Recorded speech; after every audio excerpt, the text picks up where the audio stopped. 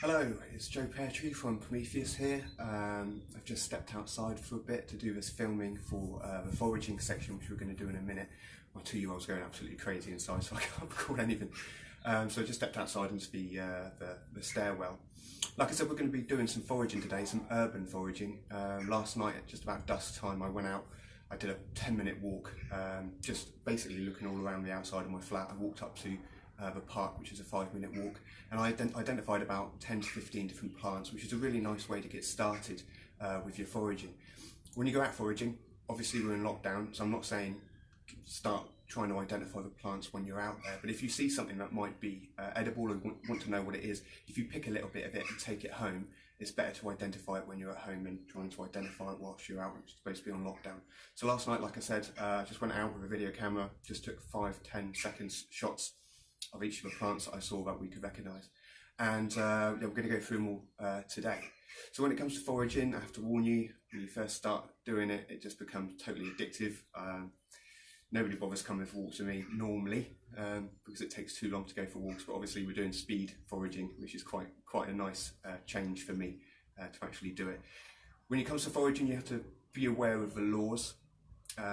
So you can only take the 4 F's, so fruits, flowers, foliage and fungi, from anything that's clearly wild. So if you're going into your local parks, most of that stuff is going to be planted and you're not allowed to take that. So if it's clearly wild in your hedgerows, waste grounds, places like that, absolutely fine to take. Sites of special scientific interest, SSIs, you're not allowed to take anything from these lands, okay? So just make sure that when you're walking around, you're not on SSI. And also crows, that's civil rights of way. So you're not allowed to take anything from civil rights away. Now these are new pathways that have been opened up in people's lands. You're allowed to walk through them, but you're not allowed to take any animals on them, and you're not allowed to remove anything from them. So just make sure that it's not a crow that you're walking on, or a SSI.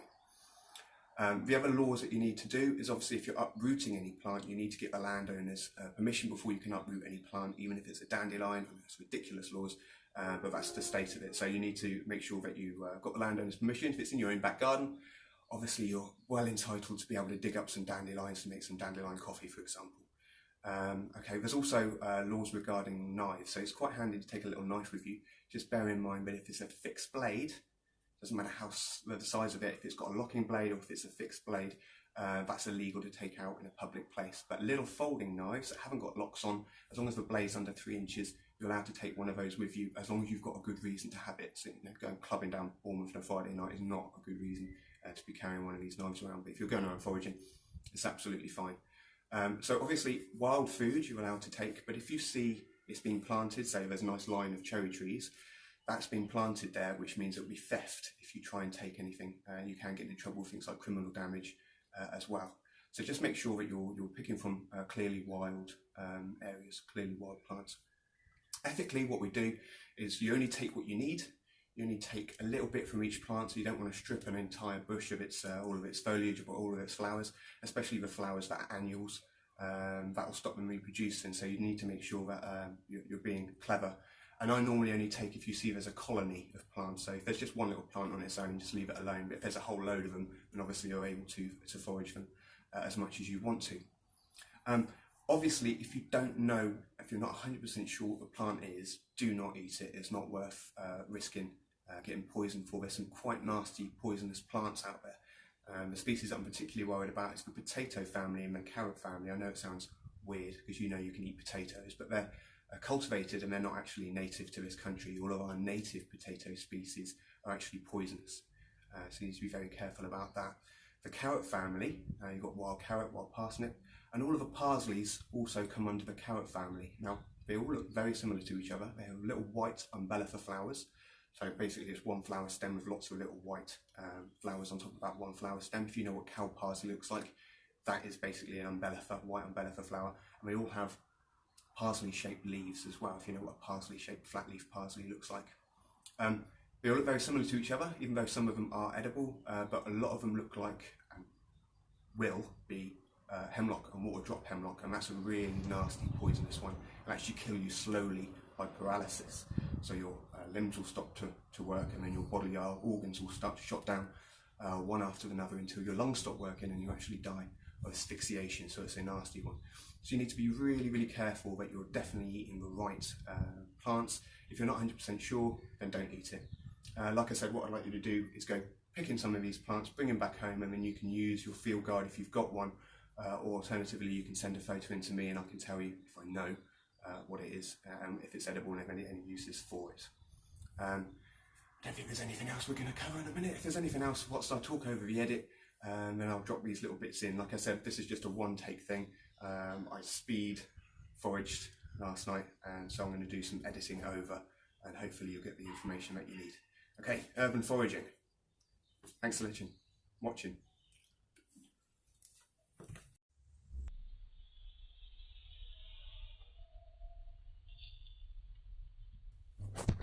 So this is our first little plant. It's not edible. It's called Hart's Tongue Fern. It's just incredible how these plants can actually grow in relatively little to no soil. The Hart's Tongue Fern is actually renowned for growing straight out of bricks and rocks. Like I said, it's not edible, but it's a beautiful little plant, beautiful little fern. It's called Hart's Tongue Fern because Hart's is referring to the male deer, stag deer, and Hart's tongue is obviously because it looks a little bit like a stag's tongue, so that's why it's known as Hart's Tongue Fern. Like I said, it's not edible. You need to be careful. Some of these herbalist books, they'll tell you that there's some medicinal uses for some of this stuff, but 9 out of 10 times it's nonsense, really. The next little plant you can see here, this is called hairy bittercress. Again, it's just growing out of the rocks. It's a tiny little version of it. You can just see the little white flower there. Always grows in rosettes normally. Hopefully later on I will be able to show you a bit of a more mature specimen, but it's a beautiful little herb. Tastes a mixture between sort of watercress and the mustard cress that you put on your salad, great with eggs and stuff like that. So it's nice. It's got a bit of a peppery flavour to it. Like I said, this is a very small version of it. It's just very, very tiny at the minute, but there is much bigger stuff out this time of year. Hopefully we'll get to see it in a little bit. So this again is just another juvenile version of hairy bittercress. I just wanted to point it out. It's a little bit further down on my steps, really. I haven't even left the house. It's just wanted to show you a close-up of what the leaves look like. You can see the leaves are pinnate, so each one of those leaves on the leaflets on the leaves are level with each other. And you can get up to about 6 to 8 different leaves on each leaf stem. So the next one we see here, this is a really important little medicinal plant. This is called ribwort plantain. There's several different species of plantain. You've got greater plantain and hoary plantain. Ribwort is the best medicinally. You have a look at the leaf, and there's big ribs down it. Most plants that have got wort written in it are medicinal, so ribwort obviously means it's a medicinal plant that's been used for thousands of years. What it does, it's got antihistamines, anti-inflammatories and painkillers all rolled into one. So it's a really good plant if you get bitten by insects or in nettle rash. It's good for infected wounds and cuts as well. It's a real great little plant. So you can just you can see the ribs on the back there. The other characteristic is it's got a large flower seed head. If you were a kid, I remember when I was a kid, when I was playing in the fields, I used to play guns with the stem, and maybe if we find a stem in a different podcast later on, then I'll be able to show you how to play guns with it. But it's a really good little plant. If you want to use it for anything topical, external, if you just crush up the leaves and then just rub it on the wound, it will stop any pains from occurring. The Native Americans used to call this white man's footprint, because when the Pilgrims first went over there, this started popping up because the seeds came over on our shoes. So wherever we used to walk, this used to pop up. It wasn't native to America. As such, if you ever get lost in the woods and you find a nice trail of plantain, follow it. Could lead you out of the woods.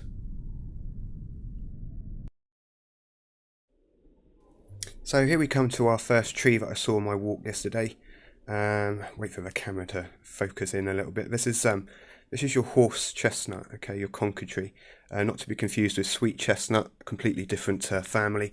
Sweet chestnuts, obviously, you get around Christmas, edible, delicious. This is a different type of tree altogether. This is your horse chestnut, like I said, conkers. So I've just turned the camera around so you can have a little look. Classic 5-fingered leaves.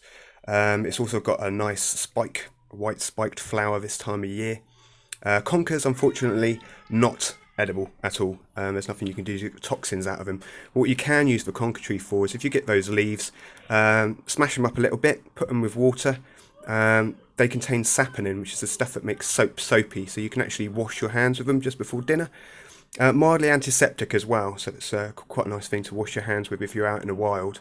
If you want a proper lavery shampoo, if you get the green conker shells, so you don't want the brown actual conker, you want the outside, the spiky bit. If you smash that up with a bit of water, you can actually get a proper lavery shampoo.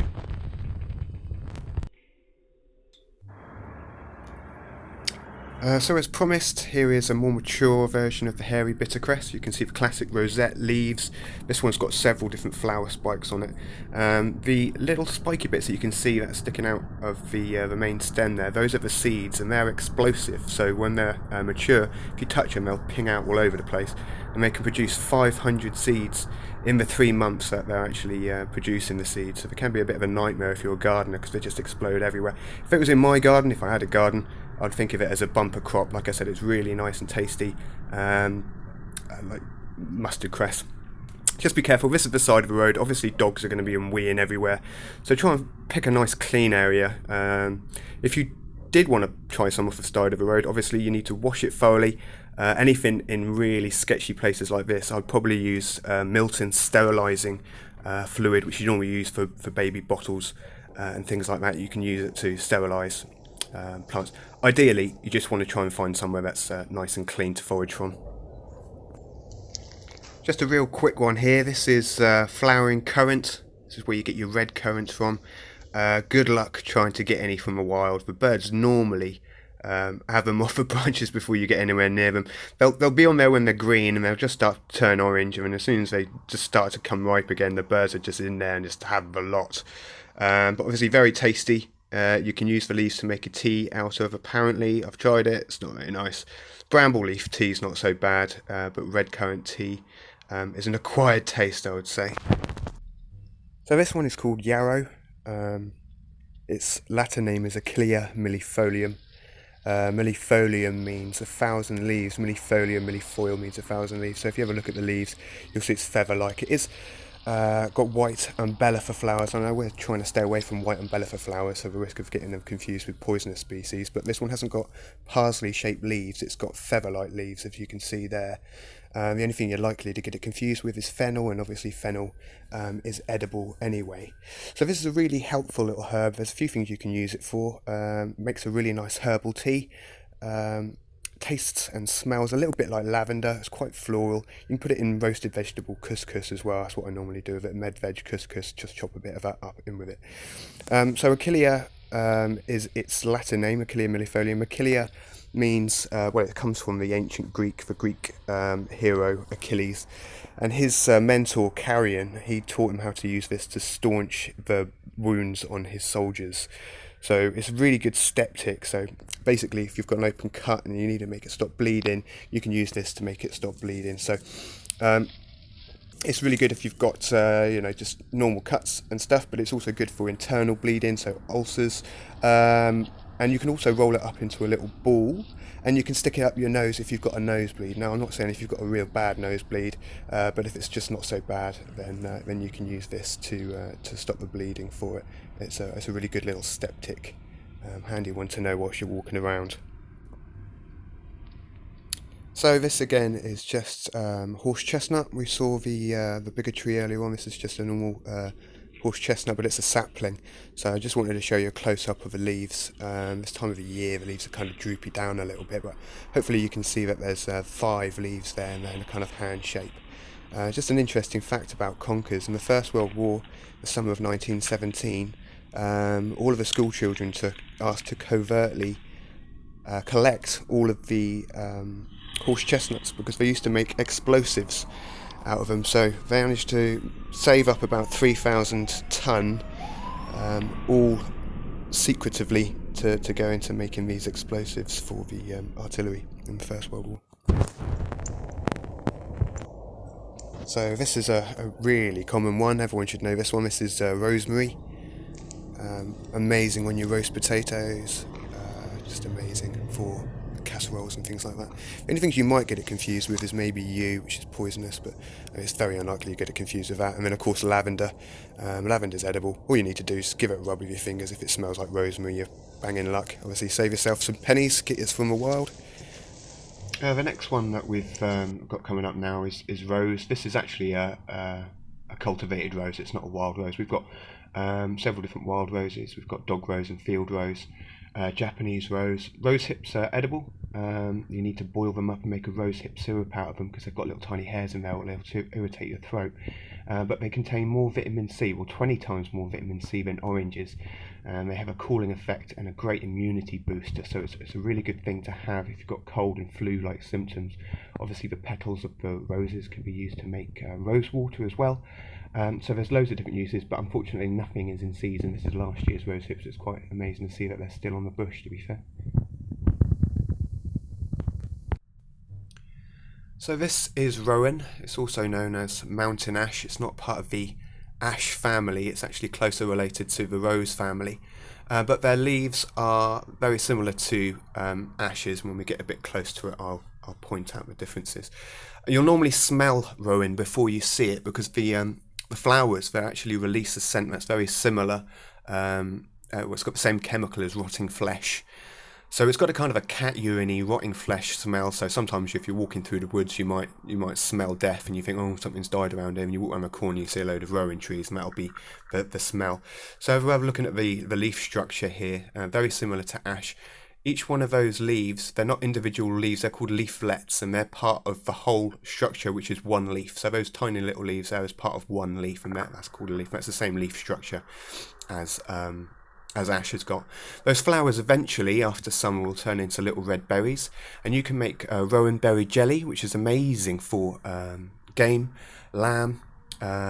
It's a really nice alternative to red currant jelly. You can also squeeze the berries to replace Angostura bitters as well. They are quite bitter. Ideally, you really want to be cooking the berries out. They have got small amounts of toxins in them. But if you're eating them in small amounts, then it won't do you any harm. The other thing, it's got loads of folklore attached to rowan. It's known as witchwood. In the Middle Ages, they used to make a cross out of rowan, tie the cross to their front doors with red ribbon, and that was supposed to ward away witches. Also, if you're stirring your cream, you're supposed to use a rowan stick to stir it with, otherwise a nearby witch might curdle it for you. Good old medieval mentality. There's still modern day mystics around now. I'm not talking about Paul Daniels, I'm talking about people that actually believe in magic, and they say that rowan is the only wood that you can use to make magical wands and staffs with. So I think J.R. Rowling got it wrong when she wrote Harry Potter. I think his was made of yew maybe, or something like that, I'm not quite sure. Anyway, so this is rowan. Again, just a real quick one here. This is your hairy bittercress again, but this is get to it. Yeah, it's a bit of a more mature one, so the seeds are now ready. When you touch them, the seeds will explode out. Probably can't see it. This is probably the one video I should have put in slow-mo, but there you go. They are pinging out all over the place. The next one everybody should know, this is Dandelion. French called it pissenlit, which means wet the bed. Old wives' tale, if you get that latex yellow stuff, white stuff on your fingers, you're supposed to wet the bed the night. It's basically wives' tale. It's due to the fact that it's a diuretic, so if you eat too much of it, it'll make you go to the toilet. Very, very common. The leaves are edible. They are quite bitter though, so you want to have them in a nice salad with other leaves and some nice sweet, like a honey mustard vinaigrette. You can dig up the roots and you can make coffee out of them, dandelion coffee. And you can also use both the flowers and the roots along with burdock root to make dandelion and burdock, so if you know dandelion and burdock. The flower heads, again, you can eat, make a nice little decoration for salads and things like that. If you put the load of the heads into some almond oil, leave it on a warm windowsill for about 3 or 4 weeks, it actually makes a really good, like a sports oil, a sports, like a sprains and strains and muscle aches. It's quite good for that. Like I said, it is very, very bitter. So you want to use it sparingly, but you don't normally managed to get many yellow flowers or yellow things that you can put in salads or decorate dishes with, so it's quite a nice thing to be able to use if you're into your chefy looking stuff. If you snap the head off, you'll see that the main stem there, it does have this, it's a white latex on the inside of it. So normally you'd avoid anything that's got white liquid either in the stem or in the fruit or the seeds, but you have got an exception with dandelion. There's going to be no harm if you eat the dandelion whatsoever, and don't worry, you won't wet the bed.